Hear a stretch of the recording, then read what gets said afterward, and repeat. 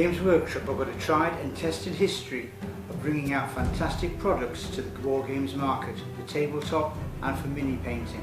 Let's see if we can keep that standard going. Let's see what's coming out of the box.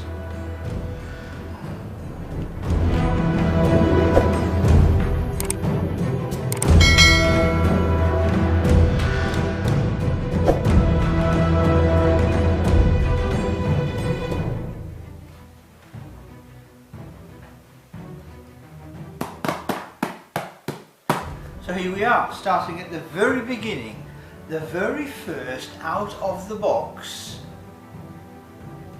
video on the new Out of the Box channel. I've watched an awful lot of videos about war games and wargaming and the Games Workshop hobby in particular, but I've never made one. So I do expect this to be truly atrocious. I don't have any games behind me, I don't have a purpose-built games room, I don't have any stock to display. It's just the kitchen table and me and a big, quite heavy brown box from Games Workshop. Let's see what's in the box and get it out of the box. Well, the first thing that we can see is that we've got a decent amount of airbagging and protection, so I'll just discard that willfully. And the first thing I can see, I don't know if you can see the same as I can see, is apart from copious amounts of safe packaging, we've also got some books and an invoice which I'll hide from you and the wife. Ha ha ha. Right, well the first thing that I can see is that we have some items from the brilliant new Lumineth Realm Lords range, and indeed a book supporting the same and another book supporting the same. So let us see what we have. Well, the first thing we have is we have this book. Now this book is the first novel I will have read in the Realm Lords series, and this book has been written by Dale Lucas, who is not an author that I am familiar with. So the Lumineth, as I'm sure you know and probably know more than I, are the Age of Sigmar equivalents of the High Elves. So these are the inheritors of the high magic that was bestowed upon them after the sundering of the old world by the new elven god Tyrion and his mage brother Teclis. And the development of the Lumineth is really interesting and gives them a character which is quite unique and disparate from the old High Elves. Now this is a hardbound book, really solidly made, with a fantastic cover, and as always with Games Workshop, the corporate advertising and colour scheming has been very carefully thought out. So everything to do with the Lumineth has this aqua green accent tint and these bluish cool colours, which is mirrored, curiously enough, in the Lumineth War Scroll cards. You can see those colours are mirrored again, and we'll be having a look at those a little bit later. And the Lumineth Realm Lord dice, which we shall also be looking at a little bit later. And I'll come back to the actual book. What does it say about the book? Right, okay, this is the blurb. A single harrowing trial stands between supplicant Ferendir and a life of loyal service to his Alarith temple. So the Alarith are the spirits with the Lumineth realm is actually constructed, the spirits of life and rock especially. On the day of this young elf's final initiation, a Slaaneshi war host descends upon his mountain home.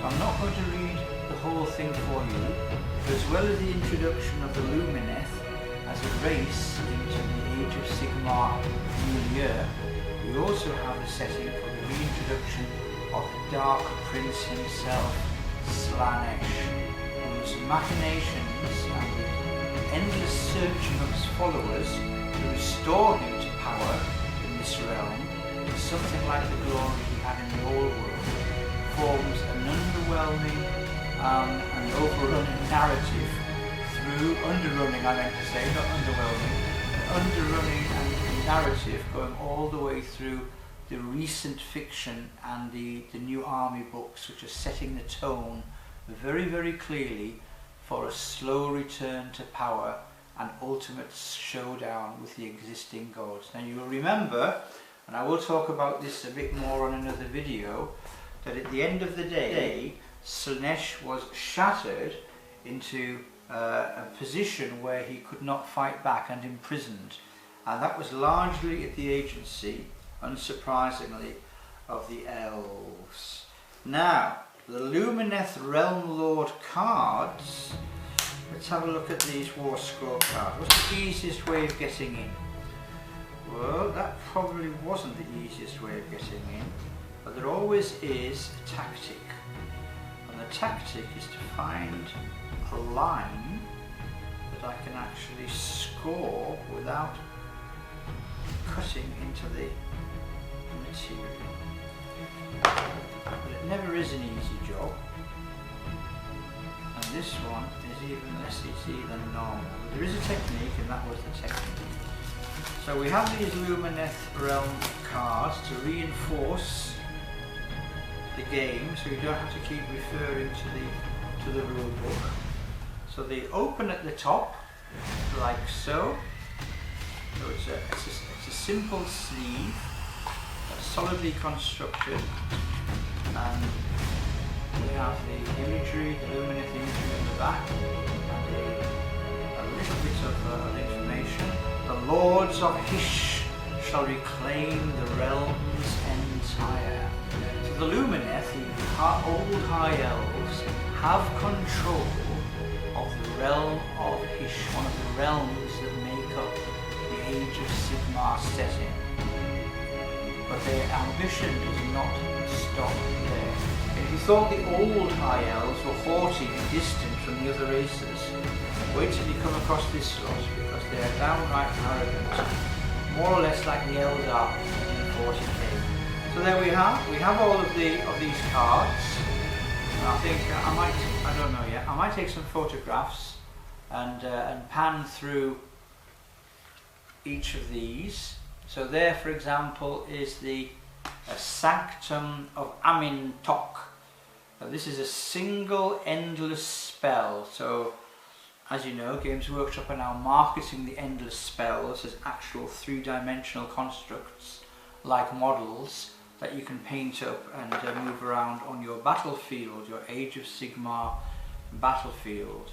So there's this Sanctum of Amin-Tok. There are the Hyshian twin stones, and so it goes on. There are various different things, and then of course there are specific War Scroll cards for Sack the Juggler, specific War Scroll cards for individual characters. So for example, the Archmage Teclis, and there's colour text, and more importantly for gaming purposes, the stat line. And then the same for the Venari Aurelian Sentinels, and the Lumineth Realm Lords, and then the Skinari Cathalar.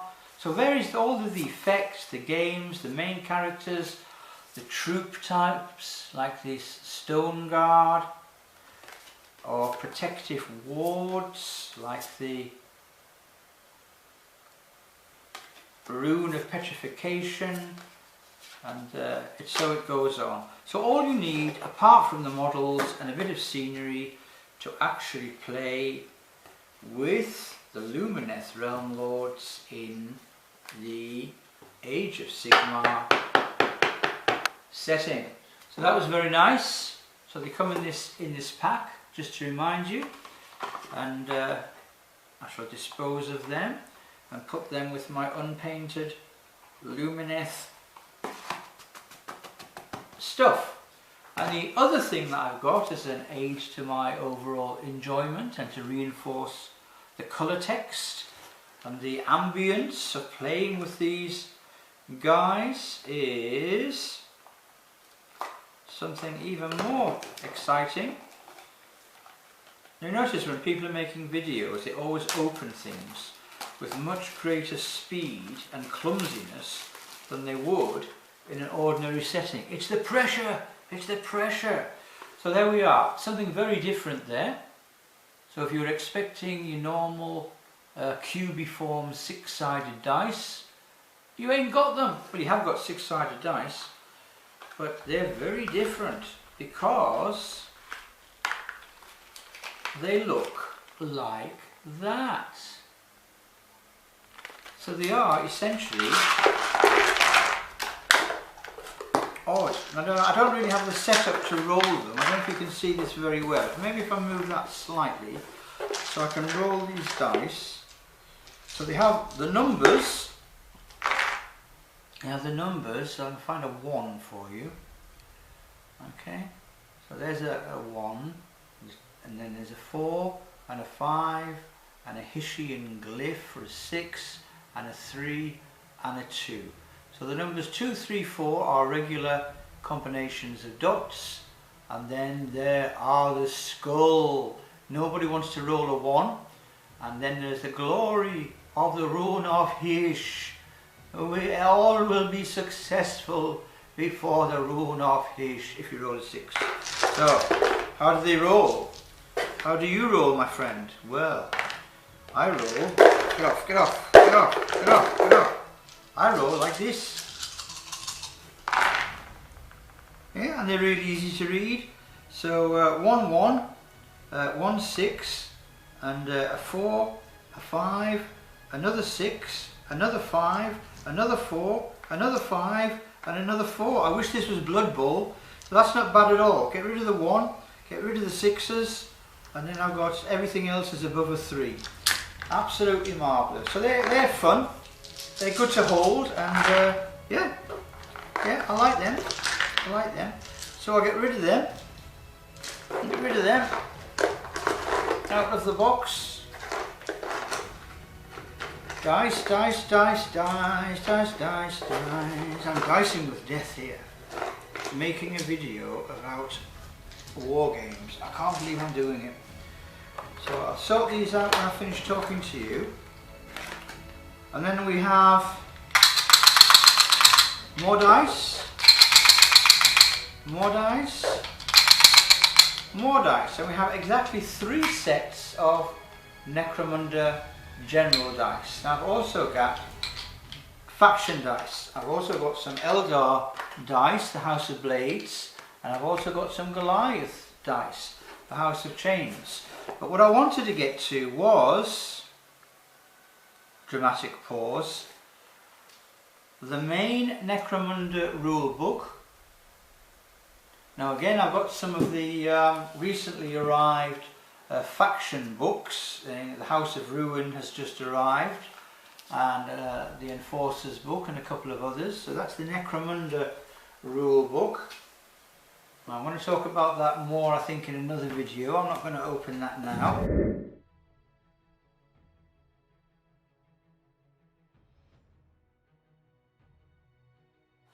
But what I did want to look at was the Lumineth Realm Lord book, because it has been a bit of a Lumineth focus, and I don't know if I need to. Should I use the knife and risk damaging the book?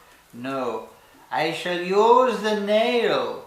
The nail of Shyish shall be my opening tool, and I shall open the book with a power that you humans do not possess, a sharpness that you are unaware of, with great clarity that only we Lumineth possess. So I kind of imagine the Lumineth talking like the elven characters in Lord of the Rings. 7 there were set out from Rivendell, and 6 there are now. Where are the others, pray tell? That's enough of that. So, and we've also got dun, dun, dun, dun, dun, dun, dun, dun, the Lumineth Realm Lord Battle Tome. And of course there's those colours reinforced again, the aquas and the cool colours, and the snow and the mountain and the stone. It's the same size as the other Age of Sigmar books, which we again will come back to in other videos, but we've already seen. Ooh, look at this, it's just so good, it's just so good. Okay, so we've got, for example, some great pictures of the Alarith Mountain Spirits. Okay, and if you don't like them, don't have a cow, just carry on doing your own thing. This is a beautiful book, absolutely beautifully laid out. And as always with these Age of Sigmar books, it starts off with the background, well, it starts off with the contents really, and is absolutely replete with these brilliant full page, full colour illustrations. So there's a one there of the Lumineth army. There's the background from the Age of Myth, the rise of the Enlightenment, toppling of the spires, the 10 paradises of history. What is all this? What is all this stuff? And of course one of the big fascinations and one of the themes that Games Workshop are developing is this idea of the Lumineth playing with impossible geometry. So you'll see enormous blocks of stone balancing on one corner on another corner atop a pyramid. And on top of the pyramid there'll be an upside down pyramid. And sitting on the upside down pyramid there'll be a Haitian sorcerer meditating on the futility of life and wondering where the slam went. Well, it's just great. It's painting guides and just so much. And of course, it wouldn't be Games Workshop's marketing if it didn't also show you pages upon pages of superbly painted figures making up an army, so that subconsciously you think, do you know what I'm going to do? I'm going to buy an army and I'm going to paint it just like the ones there. It's going to be that good. And that is exactly what I'm going to do. So there we are. That was the first experimental video for the Out of the Box channel. I'm now going to retire to start putting all my stuff together. The first thing I'm going to read is the Lumineth Realm Lord book. So I've got some idea of how they all fit inside the Age of Sigmar and how it all goes together. Then I'm probably going to read the novel. And the Necromunda stuff I'm going to come back to in another video when we start talking about skirmish games in 40k, particularly focusing on Necromunda. And then I want to roll some dice.